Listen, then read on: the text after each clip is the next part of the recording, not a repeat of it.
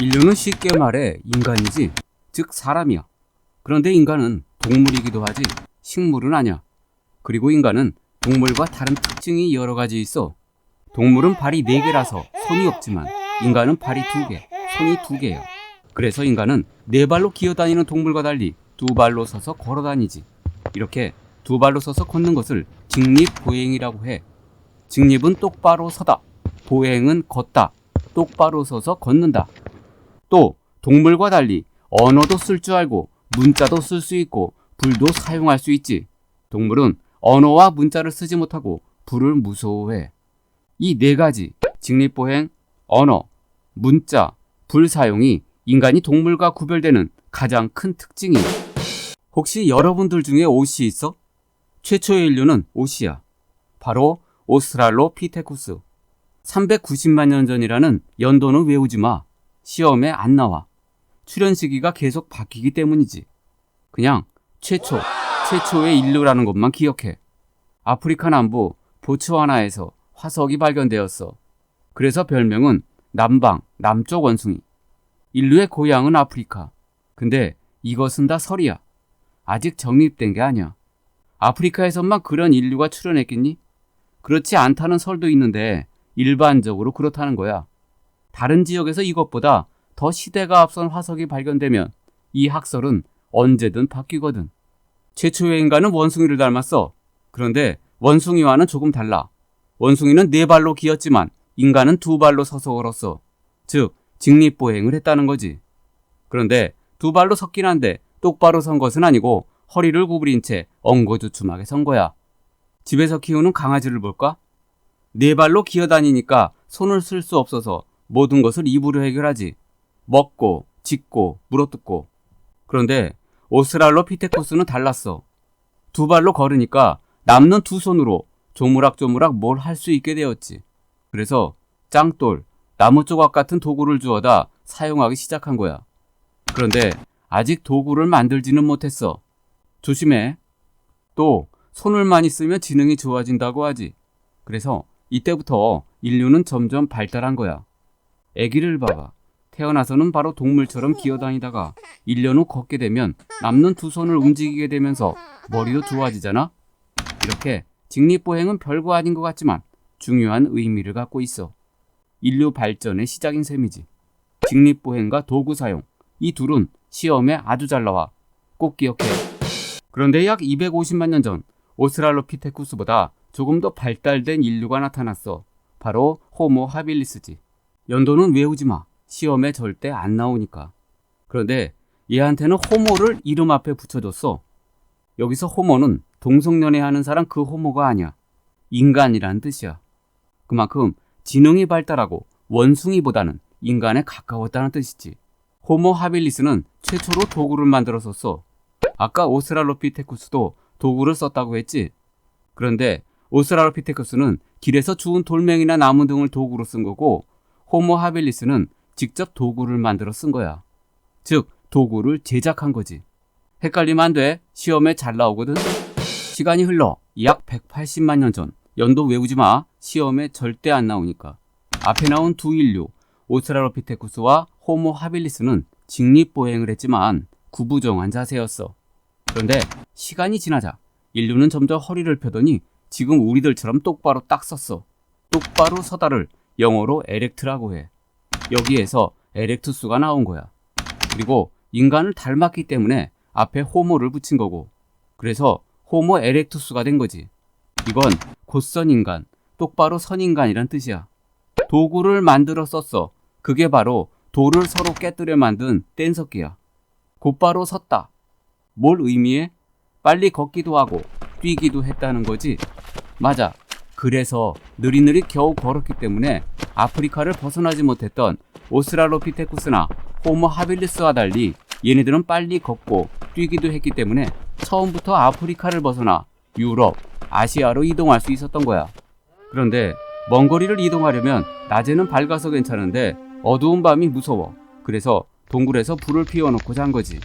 그리고 집단적으로 이동하기 위해서는 작은 동물을 사냥해서는 어림도 없어. 큰 동물을 사냥해야만 했어.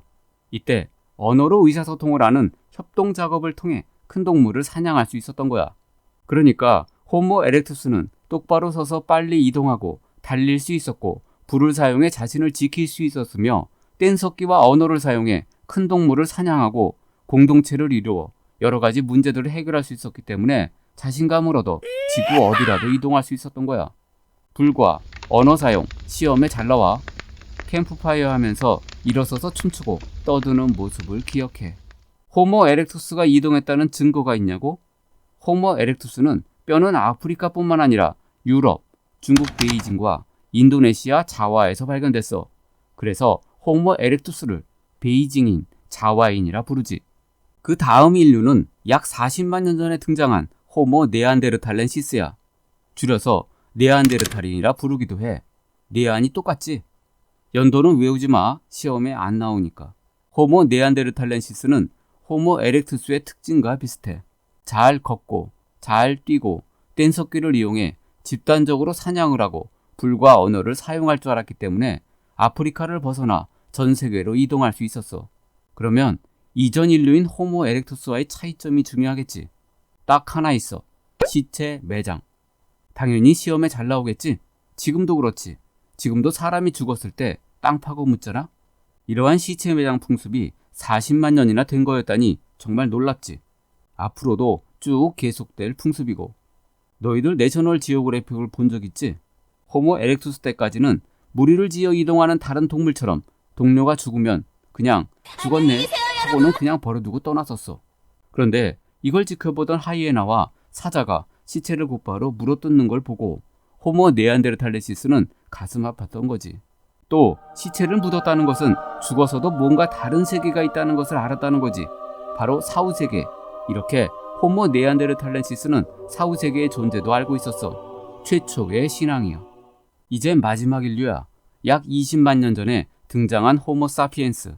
역시 연도 외우지 마. 시험에 안 나오니까. 마지막 인류는 지금 현재 인류, 즉 현생 인류와 비슷해. 그래서 현생 인류의 조상이라고 하지. 그 정도로 얘네는 굉장히 지혜로웠어.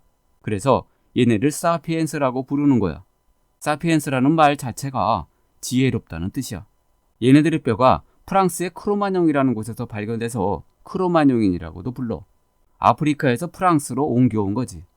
얘네도 이전 시대와 마찬가지로 아프리카에서 출발해서 유럽, 아시아 등 세계 곳곳으로 이동했거든. 호모 사피엔스들 또한 동굴에서 살았어. 그런데 지능은 발달했는데 스마트폰도 없어서 심심했겠지. 너희들 수업 시간이 재미없으면 책이나 노트에 낙서하지? 얘네들도 똑같았어. 동굴벽에 낙서했던 거지. 이게 동굴벽화야. 시험에 잘 나와. 그러면 뭘 그렸을까? 들소, 멧돼지 등 동물을 많이 그렸는데 이건 얘네들이 동물을 많이 사냥하고 싶었다는 거지. 즉 사냥의 성공을 기원했다는 거야. 이제부터 석기시대를 볼 거야. 석기시대란 마트에서 파는 석기시대가 아니라 돌과 나무로 만든 도구를 사용한 시대를 뜻해. 돌과 나무는 주변에서 흔히 볼 수 있는 것들이지. 돌을 깨서 나무를 다듬어서 도구를 사용했다는 거지. 석기시대의 석은 바로 돌석자야. 석기란 돌과 나무로 만든 도구를 뜻하고 석기시대는 구석기시대와 신석기시대로 나눌 수 있어. 구석기와 신석기의 특징과 비교는 시험에 굉장히 잘 나와. 먼저 구석기 시대를 알아볼게. 구석기 시대에 쓰였던 도구를 볼게. 구석기 시대에는 돌을 쳐서 돌에서 떼어낸 조잡하고 거친 울퉁불퉁한 돌 조각인 뗀석기를 썼어. 뗀석기는 여러 종류가 있는데 주먹도끼, 집게, 찌르개가 있지. 사냥도구지? 상당히 거칠게 생겼지? 당시의 기술 수준이 이 정도밖에 안 됐기 때문이야. 매머드나 코뿔소를 사냥할 때에는 집게와 찌르개로, 토끼 같은 작은 동물은 주먹도끼로 사냥했어. 뗀석기는 좀 더 정교해져 구석기 후기로 가면 긁게, 밀게, 자르게 등으로 발달해. 그런데 동물들이 한 곳에만 살지는 않지. 계속 이동하겠지. 동물이 사라져 고기를 먹지 못하게 되면 나무 열매를 따먹기도 했어. 이것을 채집이라고 해. 즉 구석기 시대에는 사냥과 채집을 했다는 것을 알 수 있지. 그런데 만약에 내 주변에 동물과 채소가 다 없어져서 굶어 죽기 직전이면 어떻게 할까? 다른 장소로 이동할 수밖에 없겠지. 그래서 구석기인들은 계절에 따라 무리를 지어서 이동 생활을 했어. 무리 생활을 했다는 건 대화를 했다는 걸 의미하지. 즉, 언어도 사용했음을 알 수 있어. 이동 생활을 하는데 굳이 좋은 집이 필요 없겠지. 그래서 임시로 살 수 있는 곳인 동굴, 바위 그늘, 강가의 막집에서 생활한 거야. 잠깐 살다가 더 좋은 곳이 나타나면 휙 떠나는 거지. 그런데 동굴은 컴컴하기도 했고 그 안에는 사람만 사는 것이 아니라 곰, 호랑이, 늑대, 뱀 등 맹수들도 같이 살았기 때문에 구석기인들은 여러 명이 무리 생활을 했고 동굴의 어둠을 밝히고 추위를 이겨내고 맹수들의 습격을 막고 사냥한 고기를 익혀 먹기 위해서 불도 사용했어. 호모사피엔스, 크로마뇽인들 또한 동굴에서 살았어. 앞에서 호모사피엔스가 사냥의 성공을 기원하는 마음에서 동굴 벽화를 남겼다고 배웠지. 오스트랄로피테쿠스부터 호모사피엔스까지 인류는 모두 구석기인이야. 그래서 이들의 특징인 불, 언어, 도구 사용 등을 모두 구석기 시대의 특징으로 배우는 거지. 또 하나, 멜렌드로프의 비너스상이 유명해.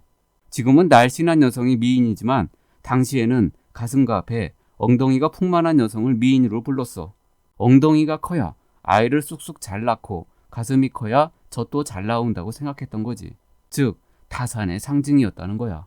따라서 우리가 동굴벽화와 비너스상을 통해 풍요와 타산을 기원했다는 것을 알 수 있어. 풍요와 타산, 서술형에도 잘 나오니까 꼭 기억해야 돼. 그리고 신석기 시대가 돼. 그런데 구석기 시대는 지구가 꽁꽁 얼어붙은 빙하기였어. 그러다가 약 1만 년 전 빙하기가 끝나고 따뜻한 시대가 오지. 연대는 외우지 마. 시험에 안 나오니까. 이걸 후빙기 또는 간빙기라고 해. 쉽게 말해 지구가 녹았다는 뜻이야. 후빙기와 간빙기는 아직도 추운 시대야. 여기서 조금 더 시간이 흘러야 지금처럼 완전히 따뜻한 신석기 시대가 오는 거지. 그러니까 구석기, 간빙기, 신석기 순서야. 신석기 시대가 되면 완전히 따뜻해졌다고 했지. 겨울이었다가 얼음이 녹고 봄이 찾아왔다고 생각해봐. 기후변화로 사슴, 산토끼 같은 작고 빠른 동물들이 늘어났겠지. 구석기 시대의 크고 투박한 뗀석기로는 작고 재빠른 동물들을 사냥하기 어려웠어. 그래서 신석기 시대에는 뗀석기를 갈고 다듬어 더 작고 정교한 간석기를 만들기 시작해. 또한 나무 열매와 채소 등 각종 식물 채집도 많아졌어. 한마디로 구석기 시대보다 조금 더 풍요로운 생활이 시작된 거지. 그게 바로 신석기 시대야. 간석기는 쉽게 말해 석기를 갈았다는 거지. 곡식의 껍질을 벗기고 이걸 갈아서 가루로 만들기 위해 갈돌과 갈판도 썼어. 신석기 시대에는 의복과 그물도 만들어 입었어. 그 증거는 바로 가락바퀴와 뼈바늘이야. 가락바퀴는 도너스처럼 생겼지. 이 구멍에 식물을 넣고 돌리면 그 식물에서 실을 뽑아낼 수 있어. 그 실을 뼈바늘에 깨어 옷이나 그물을 만들 수 있지. 가락바퀴와 뼈바늘은 신석기인들이 의복과 그물을 만들었다는 증거야. 서술형에 잘 나오는 문제니까 반드시 기억해. 또한 신석기 시대는 기후가 따뜻해져 땅에 얼음이 녹아 농사 짓기에 좋았어. 그래서 처음으로 농사 짓기 시작했던 거지. 바로 농경의 시작이야. 농사를 지으려면 농기구가 필요하겠지. 그래서 간석기의 일종인 삽과 갱이를 만들지. 농경 도구인 삽과 갱이로 보아 신석기 시대에 농경을 시작했다는 것을 알 수 있어. 그런데 지금처럼 쇠삽, 쇠곡갱이일까? 아까 석기시대, 구석기, 신석기는 돌과 나무로 도구를 만들었다고 했지. 아직까지 금속을 이용하지는 못했어. 그러니까 당연히 삽과 갱이도 쇠가 아닌 돌이나 나무로 만들었겠지. 따라서 신석기 시대에는 돌이라는 글자가 농기구 이름 앞에 반드시 들어가. 만일 돌자가 없으면 쇠로 만든 거야.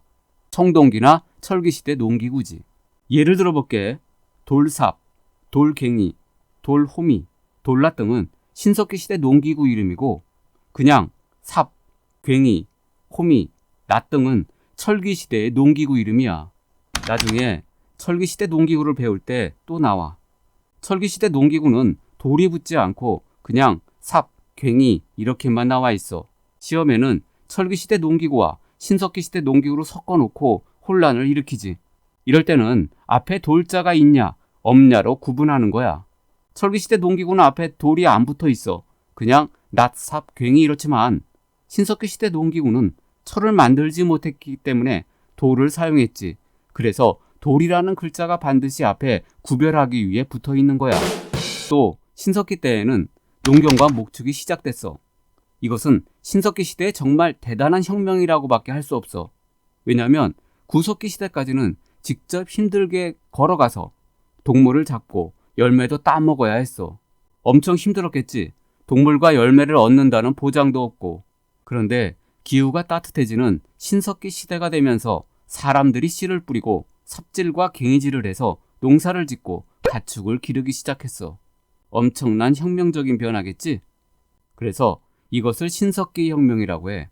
인류가 식량을 생산하는 단계에 들어선 거지. 구석기 시대까지는 자연적으로 생겨난 것만 얻을 수 있었거든.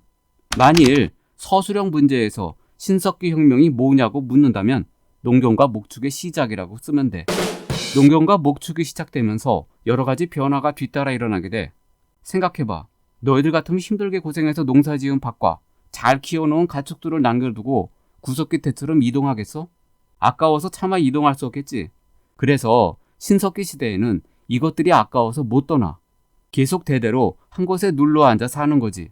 이걸 정착생활이라고 해. 정착생활을 하니까 서로 돕는 안정된 생활로 인구가 증가하게 돼. 오랫동안 정착생활을 하기로 결정하면 어떤 집에서 살아야 할까? 구석기 시대처럼 잠깐 동안 생활하기 위해 허접한 동굴, 나무 그늘, 막집에서 살아야 할까? 아니지. 오랫동안 살기 위해 더 튼튼하고 큰 집을 지어야 하겠지. 그게 바로 움집이야. 꼭 기억해. 구석기 시대는 막집, 신석기 시대는 움집이야. 그런데 구석기 시대처럼 강가나 바닷가에 움집을 짓고 생활하지. 아까 신석기 시대에는 농경이 시작된다고 했지. 그런데 농사가 잘 돼서 곡식이 남으면 어떻게 해야 할까? 버린다? 아니지. 보관해야겠지. 그래서 곡식을 저장하고 음식을 조리하기 위해 흙으로 만든 그릇인 토기를 만들어. 그러니까 토기는 신석기 시대 때 농사를 지었다는 증거가 되지. 이때 유행했던 토기가 빗살무늬 토기야. 빗으로 긁은 듯한 무늬가 있지. 그래서 빗살무늬 토기야. 그리고 밑이 뾰족하게 생겼어. 왜 뾰족할까? 그건 신석기인들이 강가나 해안가에 살았기 때문이야. 바로 강가나 해안가의 모래에 꽂아서 사용하기 위한 거지. 이것으로 신석기인들도 구석기인들처럼 강가나 해안가에 살았다는 것을 알 수 있어. 처음에는 강가나 해안가에 같은 집안 친척인 소규모 무리만 모여 살았어. 이것을 시족사회라 해. 그런데 여러 무리들이 계속해서 오는 거야. 규모가 점점 커져서 하나의 마을이 만들어지지. 이것을 부족사회라고 해. 시족이 커져서 부족이 된 거야. 시족은 같은 핏줄인 혈연 집단이고 부족은 다른 핏줄인 집단이야. 그리고 시족이 확대되어 부족이 된 거니까 시족을 바탕으로 해서 부족사회가 된 거지. 신석기 시대만 해도 생산량이 얼마 되지 않아 공동으로 생산해서 공동으로 분배하는 평등사회였어. 즉 계급이 없었어.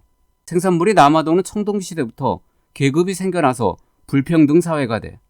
앞에서 구석기 시대 때 시체를 매장한 것으로 보아 신앙이 발달됐다고 배웠지. 그런데 신석기 때부터 신앙이 본격적으로 발생하기 시작해. 그래서 신앙의 종류도 많아지지. 그러니까 신석기 시대가 되면 좀 더 발전된 신앙이 나타나지. 크게 세 가지 신앙이야. 모두 시험에 잘 나오니까 잘 기억해. 첫째는 애니미즘. 애니미즘은 영어로 어디든 어디에나 라는 뜻의 애니웨어에서 나온 거야. 즉 모든 자연물에 영혼이 숨어 있다는 거지. 예를 들면 산에 올라가서 탑을 쌓고 산신께 기도하지. 또 해, 달, 산강 등의 자연물에도 절을 하고. 이게 바로 애니미즘이야. 애니미즘을 애니멀, 동물로 착각하면 안 돼. 동물 숭배는 토테미즘이거든. 둘째는 토테미즘. 토테미즘은 어떤 동물을 부족의 수호신으로 숭배하는 거야. 단군 신화에 곰, 웅녀와 호랑이 나오지. 그건 곰 부족과 호랑이 부족을 나타내는 토템 신앙이야. 즉 단군이 웅녀와 결혼했다는 것은 단군이 곰 부족과 손잡았다는 뜻이거든. 셋째는 샤머니즘. 샤머니라고 들어봤지? 바로 무당이야. 무당은 하늘의 신과 땅의 인간을 이어주는 존재야. 이 무당을 섬기는 것이 바로 샤머니즘이지.